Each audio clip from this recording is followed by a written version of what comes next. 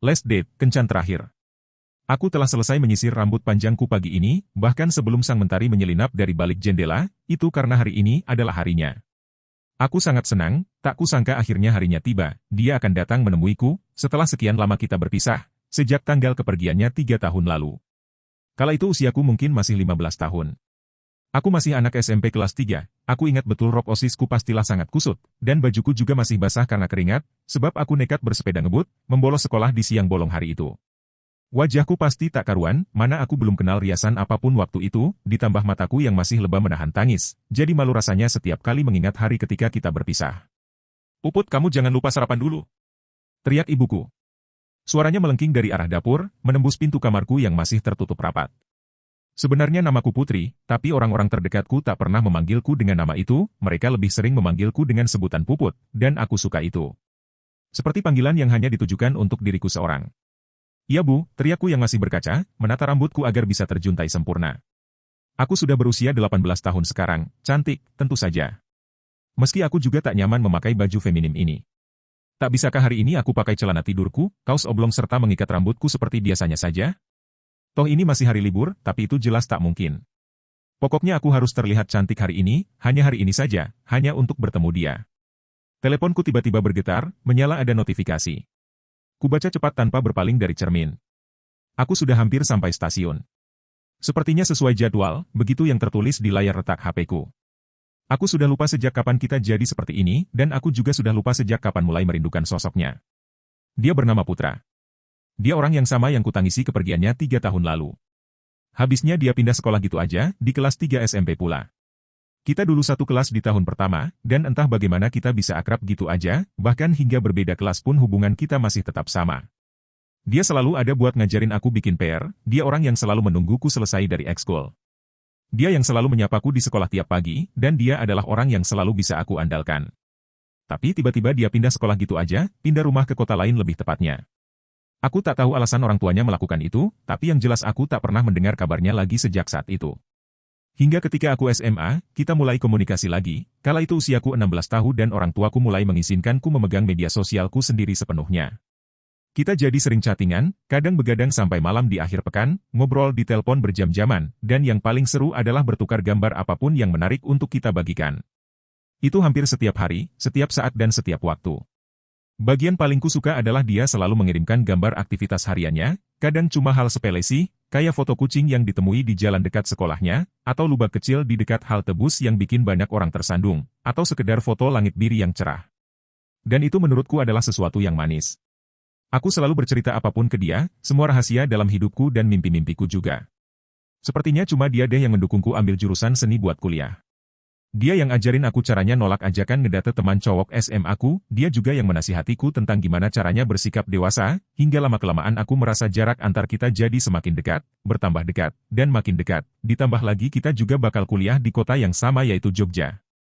Sudahlah mikir apa nanti keburu siang, aku sambar saja tas dan bergegas pergi keluar kamar dengan segera, berjalan pelan menyusuri rumah untuk sarapan. Ayahku sudah menungguiku di meja makan. Beliau hanya terdiam sambil menyeruput kopi buatan ibuku, sama seperti biasa. Aku duduk dan langsung mengambil nasi. Sayangnya ketenangan pagi itu langsung bubar ketika ibuku muncul dari balik dapur. "Cie! Anak ibu cantik sekali, gak biasanya kamu pakai rok kayak gini," ibuku bernada seru sambil melirik bapakku yang terlihat tak menyadari penampilan menawan putrinya.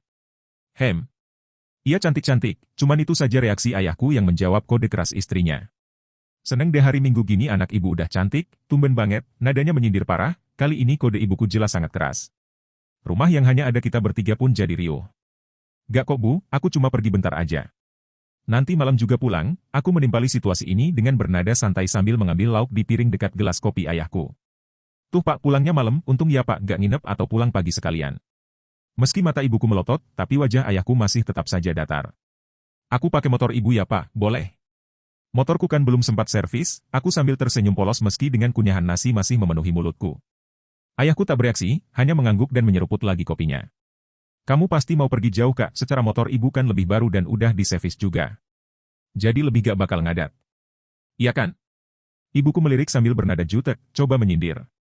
Aku cuma bisa tersenyum sambil menghabiskan makananku. Sementara ibuku semakin sibuk memasukkan bekal ke dalam kotak makanan. "Ya udah Pak Buk, aku pamit dulu. Aku mencium tangan orang tuaku, dan dibalas senyum mereka. Ini bekalnya buat jaga-jaga, jangan lupa dimakan. Bonus itu udah ibu beliin coklat kesukaan kamu. Jaga-jaga kalau kamu marah-marah di jalan, ibuku setengah menghela napas, menyodorkan barang yang harus kubawa. Jelas ini adalah syarat kepergianku. GPS-ku udah nyala ya Pak, nanti kalau ada apa-apa, aku telepon Bapak. Aku mengacung-acungkan layar teleponku, kemudian bunyi notifikasi kecil terdengar dari HP ayahku, yang cuma beliau lirik. Entah sejak kapan, sudah jadi kebiasaan saja, membagikan lokasi keberadaanku tiap kali mau pergi main. Kalau begini aku tetap saja merasa seperti putri kecil ayahku. Meskipun aku sudah cukup dewasa sekarang. Aku gak perlu izin kedua orang tuaku untuk pergi kemanapun. Aku tak perlu izin mereka untuk menemui pria manapun yang ingin aku temui. Meski ini pertama kalinya aku pergi dengan seorang pria sih. Ibuku mengantarku ke depan, menggandeng erat tanganku berusaha menjauhkanku dari ayahku yang hanya terdiam sedari tadi. Buat jaga-jaga juga, kalau kamu butuh itu ada di kotak obat, kamu tinggal ambil. Ibu ke depan dulu, seru ibuku lirih, membanting bisikannya di telingaku dan melangkah ke teras depan rumah, meninggalkanku di persimpangan dekat kamar mandi di mana letak kotak obat berada. Oh ini juga salah satu syarat kepergianku ternyata. Harus ya aku bawa benda itu? Benda itu sudah ada di kotak obat sejak aku masih kecil. Sejak aku pertama kali bisa menjangkau tempat obat yang tinggi itu, benda itu sudah ada di sana dan selalu ada di sana. Aku tak berencana melakukan apapun sih, apalagi dengan putra, tapi ya, tak ada salahnya kan membawa kontrasepsi. Jaga-jaga kalau kami tak sempat membelinya di jalan. Aku sangat senang memiliki orang tua seperti mereka. Mereka mengajarkan putri kecilnya ini segalanya, mengajarkanku apa itu tanggung jawab. Mereka mendidikku dan tak pernah melarang apapun padaku, mereka dengan senang hati menjelaskan segala sesuatunya dengan jelas sejelas-jelasnya. Dan lihat aku sekarang, mengetahui semuanya dan tak melakukan apapun yang seharusnya tak aku lakukan. Aku tak pernah bolos sekolah. Keluar malam, minum minuman, mencoba rokok, apalagi seks bebas dan narkoba, bahkan untuk pacaran pun aku belum pernah. Aku jadi penasaran, apakah yang aku lakukan bersama putra itu bisa disebut pacaran? Bertukar pesan selama ini, saling support setiap hari, berbagi rasa dan cerita. Apa itu yang dinamakan pacarannya? Aku cuma sempat merenung sesaat, mengambil apa yang perlu kuambil dari kotak obat dan memasukkannya ke dalam tasku lalu segera ke pintu depan. Aku harus bergegas soalnya keretanya putra akan tiba di stasiun jam 7 tepat, dan itu sekitar 15 menit lagi. Jadi aku pun menaiki motor, tak lupa memakai helm, terus berpamitan untuk terakhir kalinya ke ibuku. Aku pergi dulu Pak, Bu, pamitku sambil melirik ayahku yang mengintip dari jendela ruang tamu yang gelap tak terlihat. Sudah kamu tahu kan bapakmu gak ngizinin kamu pergi. Pokoknya kamu jangan aneh-aneh ingat bulan depan kamu sudah mulai kuliah di Jogja, pesan ibuku sebelum aku berkendara pergi.